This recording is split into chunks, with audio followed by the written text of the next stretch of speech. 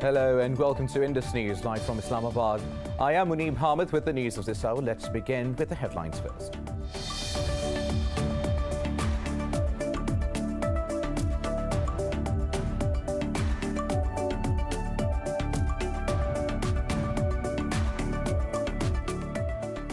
Pakistan's Prime Minister Imran Khan says the Kashmir issue should be resolved through talks. Speaking at Pakistan-Sri Lanka Trade and Investment Conference in Colombo, Prime Minister Khan said he is optimistic about peace in subcontinent and the conflicts in the region must be addressed through dialogue.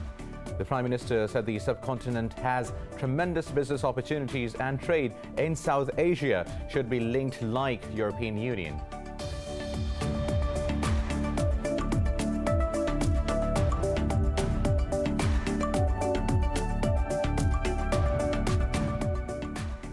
In India, farmers have threatened to block and shut the country's parliament down if the centre does not repeal the agriculture laws. Addressing a grand meet, farmers leader Rakesh Tikait said 4 million tractors will rally on New Delhi's roads. Tikait added the Republic Day violence in Delhi was a conspiracy against the farmers.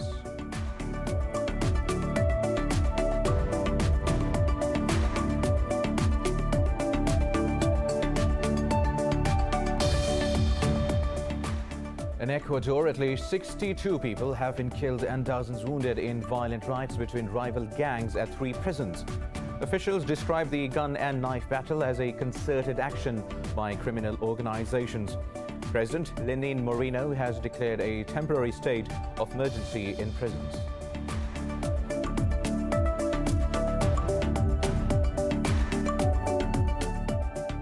The global number of coronavirus cases has crossed 112 million, with the death toll exceeding 2.48 million. Brazil has reported over 1,300 COVID-19 deaths in a day, while its tally is over 248,000. Pakistan has registered nearly 1,200 cases and 50 deaths overnight, as its fatality count crosses 12,700.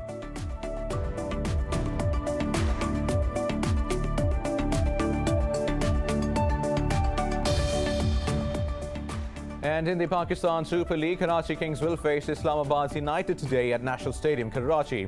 Both teams won in their respective previous encounters. In an earlier clash, Peshawar Zalmi beat Sultans by 6 wickets, while Tomkolo Kadmore was declared player of the match.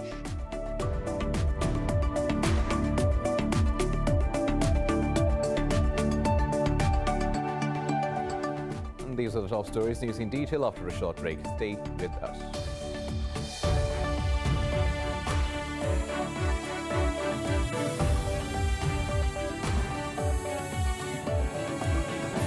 Welcome back. Now let's have the news in detail. Pakistan's Prime Minister Imran Khan says the Kashmir issue should be resolved through United Nations resolutions. He was speaking at Pakistan-Sri Lanka Trade and Investment Conference in Colombo. Prime Minister Imran Khan said he is optimistic about peace in the subcontinent and the conflicts in the region must be addressed through dialogue. Imran Khan said the subcontinent has tremendous business opportunities and trade in South Asia should be linked like the European Union. He also offered Pakistan's mediation between China and the United States. Speaking at the event, Foreign Minister Shah Mahmood Qureshi noted that Pakistan's ranking in ease of doing business has improved. Meanwhile, Pakistan's advisor on commerce, Abdul Razak Dawood, invited Sri Lankan business persons to invest in the China-Pakistan economic corridor. The conference was organized by Pakistan's Ministry of Commerce and was attended by the top dignitaries of both countries. Meanwhile, in India, farmers have threatened to block and shut the country's parliament down if the centre does not repeal the agriculture laws. Farmer leaders Rakesh Tikait says 4 million tractors will rally on New Delhi's roads instead of the 400,000 on January 26. Addressing a grand meet, Tikait urged the farmers to be prepared for the Delhi March, as it called for the "it can be given at any time." He added the Republic Day violence in Delhi was a conspiracy against the farmers. Meanwhile, another farmer from Punjab destroyed his wheat crop in protest against the 3 laws.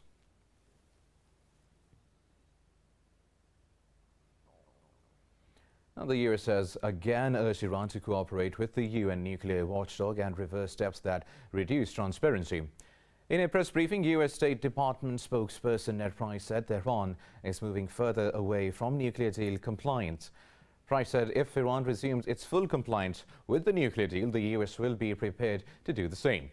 He said Washington will be in close consultation with the nuclear watchdog on appropriate action to deal with Iran. Price insisted that Tehran cooperate with the International Atomic Energy Agency to resolve these issues. Earlier, France, Britain and Germany condemned Iran's suspension of additional protocol under the JCPOA. This comes after the IAEA expressed deep concern over Iran's undeclared nuclear material at a secret location. Now, the US and Iraq have agreed to hold perpetrators of the recent rocket attacks on Iraqi and the coalition personnel accountable.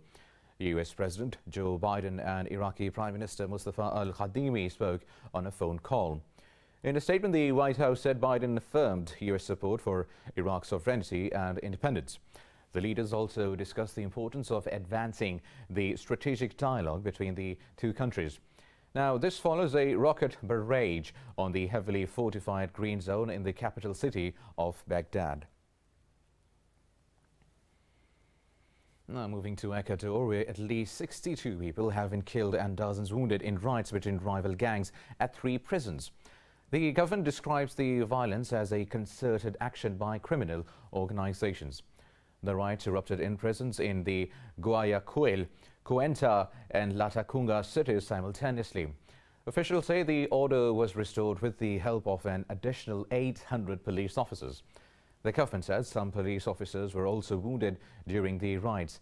President Lenin Moreno has declared a temporary state of emergency in prisons across the Andean country.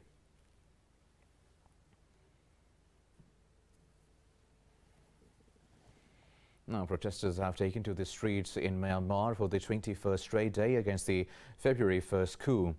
Demonstrators are gathering to hold a multi-ethnic rally in Yangon, in northern part of the commercial hub of Yangon. Indonesia says Foreign Minister Retno Marsudi will not travel to Myanmar to hold talks with the country's military leaders. In a statement, the Foreign Ministry said the decision comes after the input of other ASEAN countries that this is not the ideal time for the visit.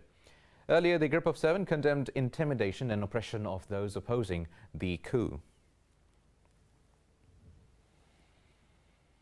Now, the global number of coronavirus cases has crossed 112 million, with the death toll exceeding 2.48 million. Brazil has reported over 1,300 COVID-19 deaths in a day, while its tally is over 248,000. More on the coronavirus in this report.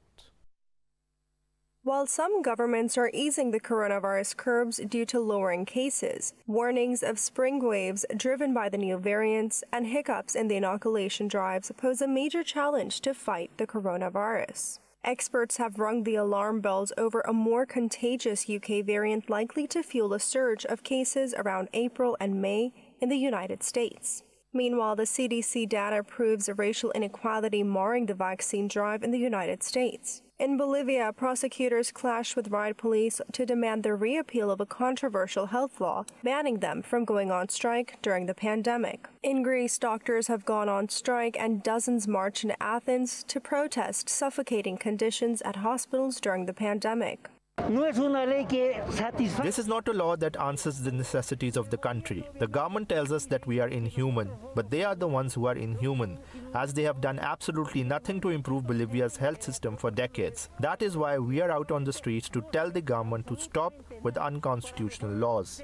Europe's vaccine drive is far behind schedule, with Brussels confirming that AstraZeneca will fall short of its promised delivery by more than half. In the United Kingdom as well, the number of vaccines administered has fallen by over a third in the last week due to a dip in supply. Hospitalizations in France have hit a 12-week peak as regional officials urge for a ban on public gatherings. Ireland is reopening the schools, but at the same time has extended other lockdown restrictions until April. Meanwhile, the Netherlands slightly eased COVID-19 restrictions while keeping in place the controversial nighttime curfew.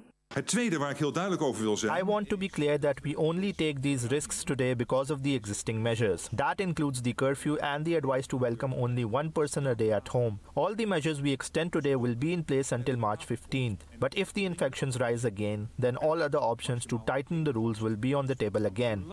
Meanwhile, the World Bank has threatened to suspend its multi-million-dollar financing for Lebanon's vaccination drive over politicians jumping the line. Meanwhile, Pakistan has lost 50 more lives to the new coronavirus over the past 24 hours. The death toll has risen to 12,708. Health officials say 1,196 more people have tested positive. Out of over 574,000 infected so far, more than 538,000 people have recovered. However, there are still 24,000 active cases in Pakistan.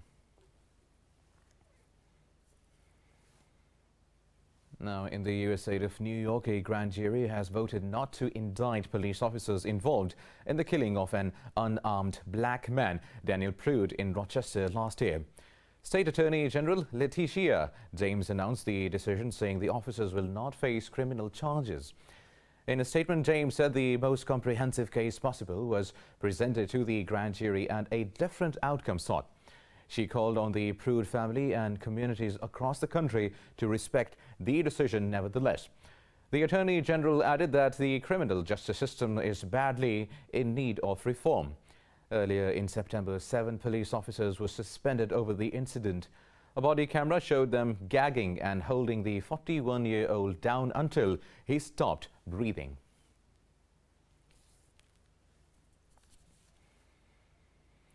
Now, President Joe Biden says the U.S. has no closer friend than Canada. This comes as Biden held his first bilateral meeting with Canadian Prime Minister Justin Trudeau. The virtual meetup sought to turn a page on the Trump era, stressing deep ties between the two countries. Biden said Washington and Ottawa will coordinate on a wide range of issues, including COVID-19, economic recovery and refugees. The U.S. president said he has agreed with Trudeau to work together towards achieving the goal of net zero emissions by 2050.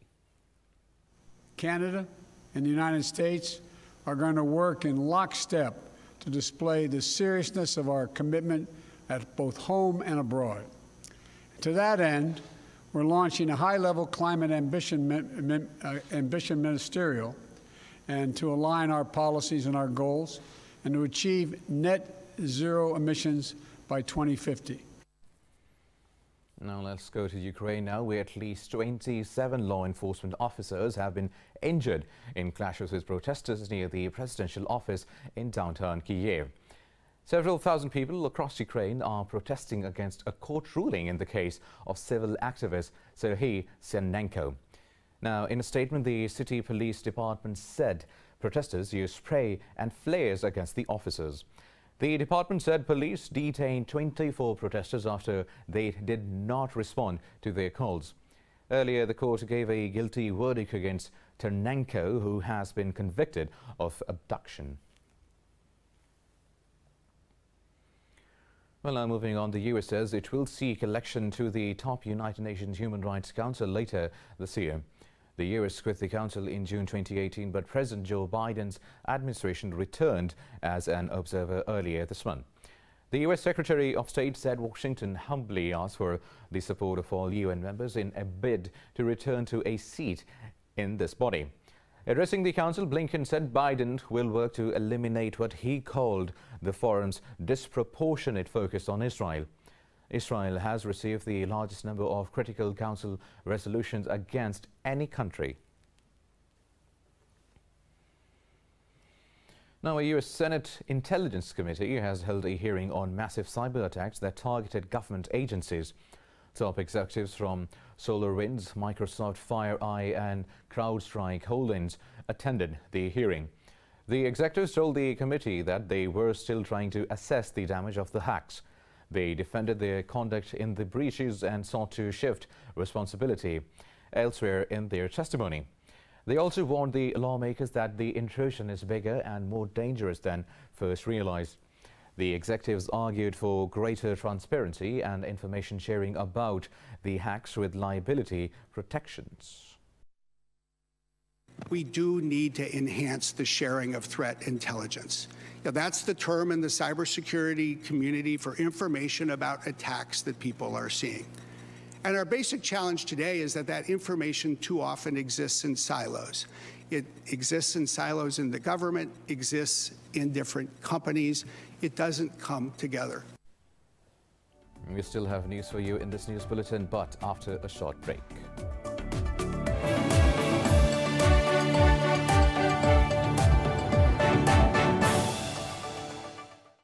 Welcome back. Now let's move on with the news stories. Mexico has urged the United States to provide details on the arrest of the wife of jailed Mexican drug lord Joaquin El Chapo. However, President Andrés Manuel López Obrador termed the detention as a U.S. matter. Talking to reporters, Obrador said he hoped Washington will share further information about the arrest. He added her arrest may be linked to the case of former Mexican Security Minister Genaro Garcia Luna. Emma Coronel Espero was arrested by authorities at an airport just outside Washington on Monday. The U.S. Justice Department charged her with helping Guzman continue to run his drug cartel during his imprisonment. Heavy floods have displaced more than 15,000 people in Peru's eastern Madre de Dios region. Officials say the floods damaged at least 1,500 homes, knocking out electricity and water supply. They said torrential rains caused the rivers to break their banks and damage infrastructure. The government has declared a state of emergency in the Amazon region, which borders Bolivia and Brazil. Rescue and relief efforts are underway to help thousands of people displaced by the flooding. Now the most immediate thing is to care for the people who have been affected by the overflows of the rivers and see how they deal with food issues, health issues. Remember that we are still in a pandemic, so this is something that compounds problems that these victims face. Now, golf great Tiger Woods has undergone surgery after sustaining multiple leg injuries in a car crash in Los Angeles. A statement on his Twitter page says Woods is now awake, responsive and recovering in his hospital room. Addressing a press conference, Sheriff Alex said there was no evidence of driver impairment. Alex said Woods appears to have been traveling at a relatively greater speed than normal. He added there were no skid marks or signs of braking. No skid marks, no braking. So apparently the first contact was with the center median, and from there then crossed into the opposing lane of traffic, hit the curb, hit a tree, and there was several rollovers during that process. Well, fellow golfers, former U.S. President Donald Trump and others sent messages of support to Tiger Woods. Now, citizens of Gaza Strip have breathed a sigh of relief as they will now have a chance to access reliable energy. Officials say talks on a gas pipeline have moved from the abstract to the concrete level in recent weeks. Details in this report. For years, a gas pipeline project was a far-fetching dream due to the Israeli-Palestinian conflict. Peace talks between the two sides broke down in 2014 and never resumed amid mutual suspicion and outbreaks of violence. But Israeli, Palestinian, Qatari, and European interests have converged in recent weeks with the aim of bringing the energy source to Gaza in 2023. The Gaza Strip has been suffering for years from a suffocating electricity shortage. There's only 200 megawatt of power available, while this winter we needed around 500 megawatt. The plan will see natural gas from the deep water of Leviathan Field in the eastern Mediterranean flow into Israel. From there, the gas will move into Gaza through a proposed new extension. Under the arrangement, Qatar will fund Israeli side of the pipeline, while the European Union will pay for the section in Gaza. The recent breakthrough in the power deal about connecting power plant with natural gas has been received positively, and there were positive reactions in the Gaza Strip. That will be good for the electricity distributing company because that means there will be reduction in the expenses. Also, that will be reflected on the production process. If successful, the pipeline project will provide a steady energy source to the Gaza Strip for the first time in years. The gas strip will bring an end to the rolling blackouts that have crippled the economy of the blockaded Palestinian enclave. Now, age has no limits, and it is certainly true for this 81-year-old fitness grandma who has taken TikTok by storm. Let's find out in this report. TikTok, a social media platform of the young trend-setting crowd strutting their stuff, is now home to Germany's very own 81-year-old fitness dame. Nicknamed Fitness Gran, Erika Rischko is not letting Corona get to her and definitely has no plans for sofa bingo. Instead, she's conquering TikTok one press-up and one cha-cha at a time. Rischko has uploaded more than 100 videos of herself doing exercises like planks and push-ups, as well as dancing, to encourage others to remain active during the lockdown. Super, ist einfach toll. This is super, just great. I am super happy about it. I have never been as confident about myself as I am at this moment. This whole thing really gave me a push, all of this, TikTok and Instagram. She has amassed around 125,000 followers and more than 2 million likes on the app. And her fame has spread beyond Germany, with the Spree-Langfeld local now also a fixture in America. Könnt ihr nicht unsere Großeltern sein? Will you be our grandparents? These are some requests we get. Or, my granny is dead, couldn't you take her place? I live here, but I live even further away. Especially the Americans with their God bless you. All these, it's just amazing and crazy. Nobody was expecting this. I thought people would watch us, but all this attention, it's just crazy. Rischko, who reads all the comments after breakfast, beams at the cameras and gets ready for her next challenge.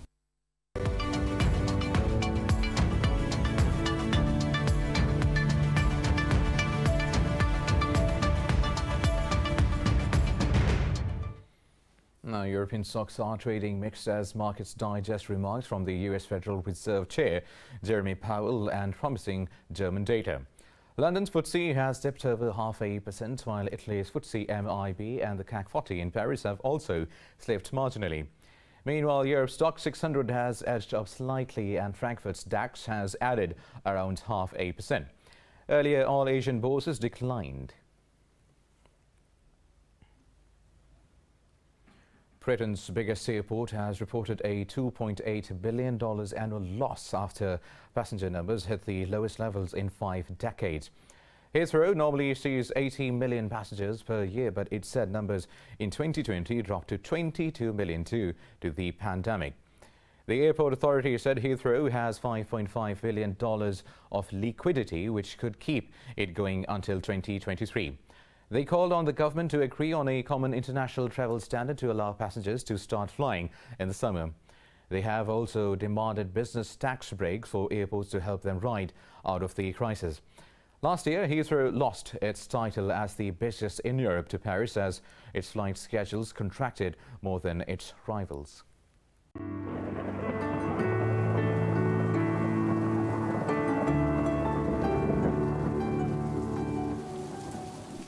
And now let's have a look at the weather updates.